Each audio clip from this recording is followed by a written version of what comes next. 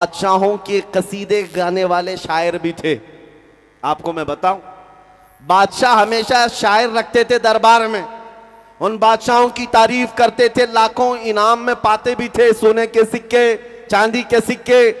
درباری شاعروں کی لمبی لسٹ ہے, لیکن تمہیں پتہ ہے وہ شاعر آج کہاں ہیں؟ ان کے نغمے کہاں ہیں؟ ان کے کلام کہاں ہیں جو بادشاہوں کے لیے بولے گئے تھے؟ کچھ نہیں.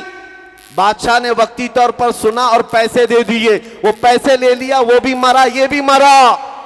لیکن صدیاں گزر گئی, حسان بن ثابت کے کلمے آج بھی لوگوں کو یاد ہے, جو میرے نبی کو دیکھ کر کہا تھا, وَأَحْسَنُ مِنْكَ لَمْ تَرَ قَطُّ عَيْنِي وَأَجْمَلُ مِنْكَ لَمْ تَلِدِ النِّسَاءُ خُلِقْتَ مُبَرَّأً مِنْ كُلِّ عَيْبٍ كَأَنَّكَ قَدْ خُلِقْتَ كَمَا تَشَاءُ. حسان بن ثابت نے کہا تھا, آپ سے زیادہ حسین میری آنکھوں نے دیکھا نہیں. یا رسول اللہ, آپ سے زیادہ خوبصورت کسی ماں نے جنا نہیں. اللہ نے آپ کو ایسا پیدا کیا جیسے کہ آپ کی مرضی تھی, ہر عیب سے اللہ نے آپ کو پاک پیدا کیا. میں پوچھتا ہوں اے سنیو, کیا تمہیں یہ قصیدہ یاد ہے؟ مولا یا صلی وسلم دائماً ابدا, یاد ہے؟ سنا ہے کبھی؟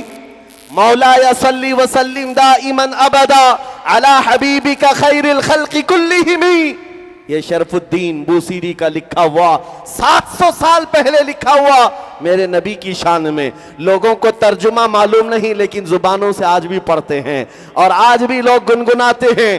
بچوں کو بھی یاد ہے, بوڑھوں کو بھی یاد ہے, جوانوں کو بھی اور عورتوں کو بھی, کیونکہ اللہ کا قانون ہے, جو نبی کے گن گاتا ہے اللہ اس کا نہ نام مرنے دیتا ہے نہ کلام مرنے دیتا ہے.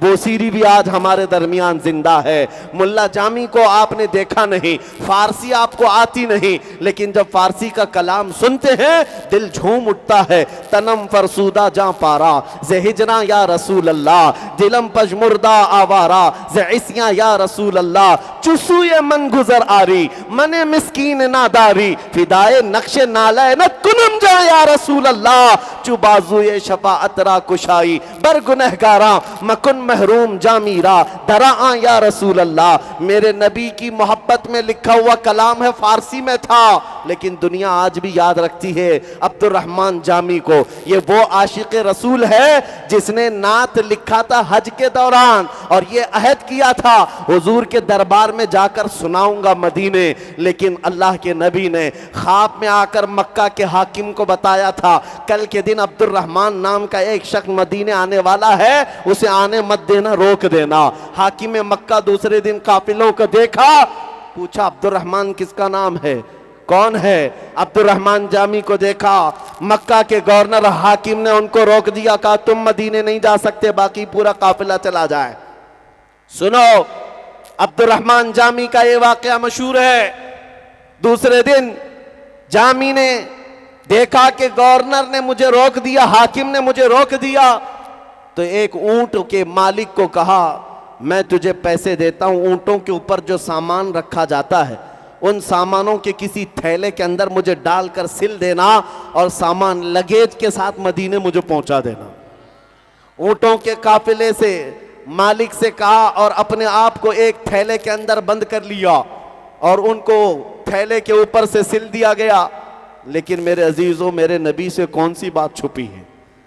خواب میں حاکم مکہ کے حضور تشریف لائے دوسرے دن, اور ارشاد فرمایا عبد الرحمن نام کا جامی وہ مکہ سے مدینے آ رہا ہے, فلاں اونٹ پر فلاں تھیلے میں بند ہو کر آ رہا ہے.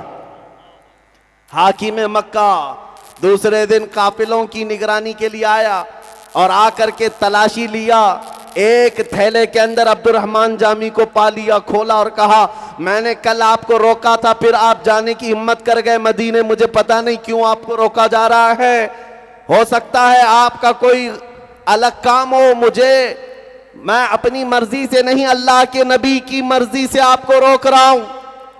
اور لے جا کر کے جیل میں بند کر دیا. عبد الرحمن جامی رونے لگ گئے, میرا کیا گناہ, میری کیا خطا ہے, میں نے کیا کیا, حضور کے دربار میں کون سی ایسی خطا سرزد ہوئی؟ بے اختیار رو پڑے, اپنے نبی کو پکارتے رہے جیل میں. حاکم مکہ جو اس وقت تھا وہ بھی عاشق رسول, میرے آقا نے تیسرے روز خواب میں آ کر پوچھا تو نے عبد الرحمن کے ساتھ کیا کیا؟ حاکم مکہ نے کہا میں نے اس کو جیل میں بند کر دیا۔ کہا کیوں؟ اس نے 2 دن بھی کوشش کر کے مدینے پہنچنے کی کوشش کی ہے اور آپ کی مرضی نہیں تھی، اس لیے میں نے اس کو جیل میں بند کر دیا۔ جانتے ہو میرے آقا نے کیا فرمایا؟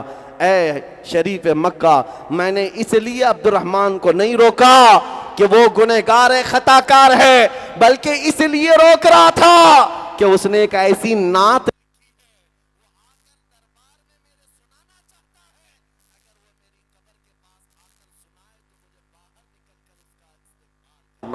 نعرہ تکبیر، نعرہ رسالت، فیضان اعلی حضرت، فیضان اعلی حضرت۔ آج بھی نعرہ تکبیر، آج بھی عبد الرحمن جامی کا وہ کلام جو دلوں کے اندر اثر کرتا ہے، کلام نہیں مرا، نام بھی نہیں مرا۔ کیوں؟ نبی کی شان جو بولتا ہے وہ ہمیشہ کے لیے رہ جاتا ہے، ہمیشہ کے لیے رہ جاتا ہے۔ آج یہ فارمولہ دے کر جا رہا ہوں، اگر ہمیشہ جینا ہے تو ان کی بات کرو، حضور کی بات کرو، ایرے غیرے نتھو کھیرے کے جھنڈے اٹھانا چھوڑ دو، حضور کا پرچم لہراؤ، دیکھو مولا تمہارا نام سلامت رکھتا ہے۔ آج عبد الرحمن جامی زندہ ہے ہمارے درمیان، شرف الدین بوسیری زندہ ہے، ان کا نام کلام۔ ارے میاں ہم کو تو سمجھ میں نہیں آتی پنجابی، لیکن پیر مہر علی گولڑوی کو جب سنتے ہیں، مکھ چند بدر شاشانی ہے، متھے چمکے لٹھ نورانی ہے، کالی زلف تے اکھ مستانی ہے، مخمور اکھیں ہن مد بھریاں، اس صورت نو میں جان اکھاں کی جان جہاں اکھاں، سچ اکھاں رب دی شان اکھاں، اس شان تو شانہ سب نبیاں، سبحان اللہ ما اجملکا ما اکملکا ما احسنکا، کتھے مہر علی کتھے تیری سنا، گستاخ اکھے کتی جا اڑیاں۔ یہ پیر مہر علی کے جملے تھے، پنجابی میں ہیں، لیکن جب کوئی گنگناتا ہے تو دل مچلنے لگ جاتا ہے، روح کے اندر ایمان دوبالا ہونے لگ جاتا ہے۔ کیوں؟ حضور کے دربار کی جو غلامی کرتا ہے، اللہ اس کی زبان میں بھی اثر پیدا کر دیتا ہے، اس کے جملوں میں طاقت بخشتا ہے۔ اور آج 100 سال ہو جانے کے بعد، 100 سال گزر جانے کے بعد ہمارے مجمع میں ایک نام اور بھی گونجتا ہے، ایک نام اور بھی گونجتا ہے، عشق محبت، عشق محبت۔ اعلی حضرت، یہ نام کیوں گونجتا ہے؟ یہ نام کیوں گونجتا ہے؟ شمال سے لے کر جنوب تک، مشرق سے لے کر مغرب تک، جہاں سے دیکھو آوازیں آتی ہے، ڈال دی قلب میں عظمت مصطفیٰ، سیدی اعلی حضرت پہ لاکھوں سلام۔ اس امام کا نام 100 سال کے بعد بھی اس لیے گونجتا ہے کہ اس بریلی کے امام نے اس فارمولے پر عمل کیا تھا۔ وہ اپنے گھر کے قصیدے نہیں پڑھتا تھا، وہ اپنے باپ داداؤں کی تعریفیں نہیں کرتا تھا، بلکہ جب بھی قلم اٹھاتا تھا یوں کہتا تھا، وہ کمال حسن حضور ہے کہ گمان نقص جہاں نہیں، یہی پھول خار سے دور ہے، یہی شمع ہے کہ دھواں نہیں، تیرے آگے یوں ہیں دبے لچے فصحا عرب کے بڑے بڑے، کوئی جانے منہ میں زبان نہیں بلکہ جسم میں جان نہیں، کروں تیرے نام پہ جاں فدا، نہ بس ایک جاں دو جہاں فدا، دو جہاں سے بھی نہیں جی بھرا، کروں کیا کروڑوں جہاں نہیں، کروں مدح اہل دول رضا، پڑے اس بلا میں میری بلا، میں گدا ہوں اپنے کریم کا، میرا دین پارے نہ نہیں۔ اس بریلی کے امام کا کلام اللہ نے آج بھی زندہ رکھا ہے۔ ان کی عزت کا عالم یہ ہے، ابھی عرس رضوی ہوا، جا کر بریلی دیکھ کر کے آنا، اس شاخ کا مجمع ایسا ہوتا ہے، میاں کسی کو بلایا نہیں جاتا، کسی کو بلایا نہیں جاتا، لیکن دور دراز سے لوگوں کو پتا ہے، گرمی ہو کہ بارش ہو، کیچڑ ہو کہ پانی ہو، اس عاشق رسول کے عرس میں ایسے کھچا کھچ بھر جاتے ہیں۔ کیوں؟ وہاں کیا بٹ رہا ہے؟ کون سی دولت دی جا رہی ہے؟ کیا وہاں پر کوئی نیتا جی آ کر 500 کے نوٹ بانٹ رہے ہیں؟ کیا کسی کو وہاں پر شیرینی بانٹی جا رہی ہے؟ میاں پانی ملنا مشکل ہو جاتا ہے دکانوں پر، باوجود اس کے لاکھوں کا مجمع آتا ہے۔ کیوں؟ اس لیے کہ ہر ایک کے دل کو اللہ نے اس کی طرف پھیر دیا ہے۔ جب کوئی میرے نبی کی بات کرتا ہے، اللہ پوری کائنات کا دل اس کی طرف پھیر